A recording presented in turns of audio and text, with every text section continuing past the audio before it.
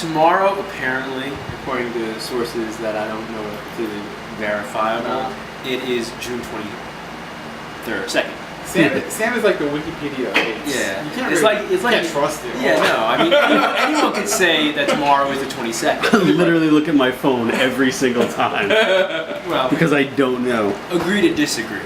But we got some books to review. Yeah, some new books. Some new books to review for this week.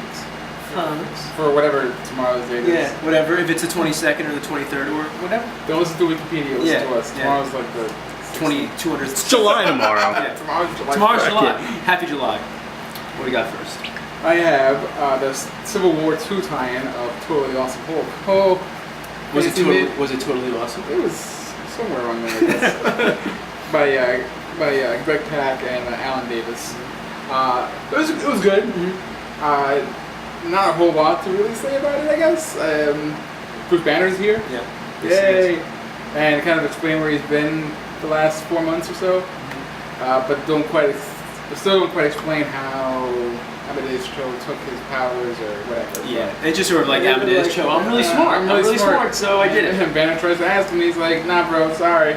Secrets. But it was pretty good. There was a pretty cool scene at the end between Tony Stark and Bruce Banner, and I thought that was awesome. I thought it was pretty good. Yeah, no, I liked it. I think Greg Pak's doing a pretty decent job. I like the run. Yeah, for sure. Yeah. Alan Davis. I don't know if Alan Davis is. He's such like a classic style. Yeah. It's like such an old school style in a way. I enjoy it. I'm not sure if it's like to everyone's like cup of tea. I enjoy it. I feel like it fits. Yeah, the host for sure. Yeah, about it. And this is basically just like a Bruce Banner character study before he comes back into the Civil War. And it was good. It was good for what it was. I'd probably give it a good solid 7 Lugos. Solid 7. That is very solid. Solid 7 Lugos. All right, our next book. This is the start of the Civil War anthology series. This is Civil War II: Choosing Sides #1. Anthology series are always a mixed bag. We say that just to get it out of the breath. This has a Nick Fury story by Declan Shelvey. Close. Who does both the art and the writing in that. There's a Night Thrasher story by Brendan Easton and Paul Davidson, and then there's a Damage Control story by Chad Bowers, Chris Sims, with Leonardo Romero on art. One of these stories is not bad.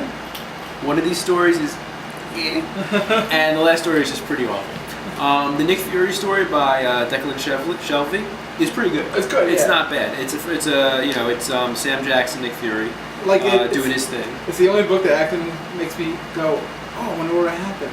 And then the other ones where I'm like, I don't care. "Oh, I'm just going to the next comic book."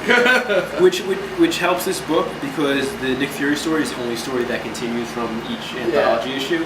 So very smart. If you like that, you can almost ignore the fact that there's 2 other stories that aren't that great. So pretend this is a Nick Fury book. Yeah, and a very short one. Yeah, and Declan Shelvey's art is really good. I mean, he's done. He's done what, Moon Knight. He's done that Image book with Warren Ellis. I like his art. I don't like the art for this for the Nick Fury stuff. No, I don't know. There are a few panels that look a little awkward. It looks like webcomic art. That's what it kind of looks. That's what some of the I can see look that. like. You know what I mean? See that. Yeah. But I mean, otherwise it's not all bad. Yeah. But I like the action scenes. The faces are a little rough sometimes. The explosions are good. Explosions are great. I like explosions. Yeah, explosions are awesome. The Night Thrasher story, I don't really care about Night Thrasher. No, I don't know why they put him in here. So because it's an anthology. See, I don't understand why they can't just load anthology books. If they really want anthology books to sell, load them with top-notch creators, top-notch writers, top-notch artists, and they would sell, I think. But they always do these. First of all, the art isn't that great with the Night Thrasher story, and you really have to do something special with Night Thrasher if I'm gonna want to read it.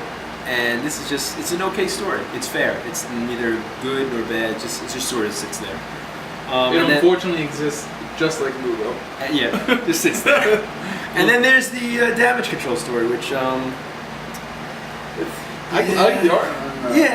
It's not bad. It's interesting. I don't know what this shovel monster is or whatever, but I don't care. I don't care. By the time you get to that, you're like, all right, I know I got a couple more books to read. I'm just skim through this. So it's a mixed bag. It's a very mixed bag. More so than some anthology books. I would give it 5 out of 10 Lugos. What would you give just Nick Fury? Oh, just Nick Fury? I might bump that up to like a 6. All right, what? I think I would bump that up to a 6. Night Thresher would probably get a 4 with Doom Damage Control coming in like a 3. So it's an average grade of a 5. That's right, Nick Fury. I got your back. Up next, I have Wonder Woman #1 from the DC Rebirth line by Greg Rucka, and Liam Sharp is on this issue. The art, which is awesome. Yeah. Beautiful, like fucking page 1 on it. So, whoop, takes you on a ride. A journey, if you will. Yes. But a good issue, but again, not like a whole lot happens in it. It's stuff. Sam and I were speaking before. It kind of suffers from the same fate as the Rebirth book, where it's kind of actually at least the Rebirth book kind of set up where everything was heading. This one, I'm still kind of left wondering. I'm like, okay, well, she's looking for someone. All right, and she finds somebody at the end. I'm not gonna spoil it. At the same time, Trevor is in the same location as she is, just not where she is exactly. And he's dealing with his own problems, and I guess eventually they're gonna find each other. And it's all right. It's okay. I actually liked it more than the first Rebirth issue. I thought it got the story moving a little bit more, and it wasn't so much of it wasn't. I mean, there's still the question of I don't know what's real, I don't know what's not, and that seems like a little forced. It wasn't so much of seeming like shitting on the Azzarello run. No, like the first Rebirth, it seemed like it was really like none of this happened. I don't like this, so none of it's true. It was a great this one was much less of that, and it just seemed to move the story forward. So I enjoyed that, and I like you said, the art of Liam Sharp was really his art is incredible. And there's also like a little picture of her as a younger girl. I think that's Nicola Scott did that from her issues. Oh. And it really makes me look forward to like the year. That wasn't the picture that Steve was looking at. I think so. Yeah. It was. I think so. Like the young, the young Wonder Woman. Yeah. I think that was Nicola Scott who did that like little because the next issue is gonna be Nicola Scott doing the year 1. I get it. That's pretty good. Yeah. So that was really. It didn't even hit me. Yeah. This is why you're the eyes. Yeah. No. It hit me right over the head. No, but I enjoyed it, and with Greg Rucka, I think as it goes on, it's gonna continue. It's gonna building steam. I mean, I know he has a plan, and I trust that whatever his plan is going to be great. But right now, I'm like, okay, well, here I am. I'm with you. That's it. It's not like blowing away. No. It's still a good issue though, so I definitely give it 7 out of 10. Noodles. It's very important. Noodles. Tony's. No. Well, Tony's, I think you half it, and then you take that and you add it to the score, so it would be 10 noodles. I don't know if that's how it's done. No? I don't know. I just think that the higher the Tonys, the worse the book is. That's what it was. That's usually true. Only for DC. But can you ever imagine DC having so many good books as they do right now? No. I mean, well, who would have ever thought? I mean, Tony would have thought. Besides Tony, who would have ever thought? Like a year ago today, I wouldn't have thought this, but now it's a great time. A couple months ago, great. What a time to be alive. Yeah, great time to be a DC fan. Okay, our last book. This is The Flash #1. This is by Joshua Williamson and Carmine Di Giandomenico. This is good. I don't think this was as good as the Rebirth issue, because the Rebirth issue was like really perfect. Right from the Rebirth issue. It had Wally and Barry in it. It was really, really cool. This one though is pretty good. It sets off Barry on what the main story is going to be, which is other people gaining the Speed Force. It has the other Wally, the African American Wally. Nephew or cousin? He's Iris's other nephew named Wally, which is fine. Which is great. It's fine. But it's good. Josh Williamson has a good take on the Barry character, and I enjoyed it. I liked it. I still love. I know the art's like a little odd, but I love the art for.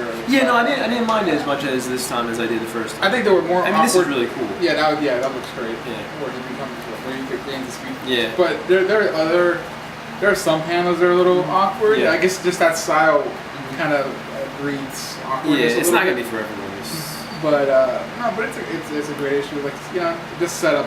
Yeah. Like, it's hard to recapture all the feels from the Rebirth. Mm-hmm. You're not gonna get that here, but it's certainly gonna push forward. Because it does really seem that like Wally is like, okay, now he's in Titans. Yeah, and that's where Wally's gonna stay. He might pop Pretty up. much. He might come back, but right now he's gonna be in Titans. I do like though that they mentioned that him and Bruce have been working together, and they have an idea of what's going on, but they don't tell you anything yet. Like we're gonna save this for another. Probably a big event. Big Justice League of event. America. Or maybe. Yeah. But I mean, it's nice that all the DC books are like connected. Yeah.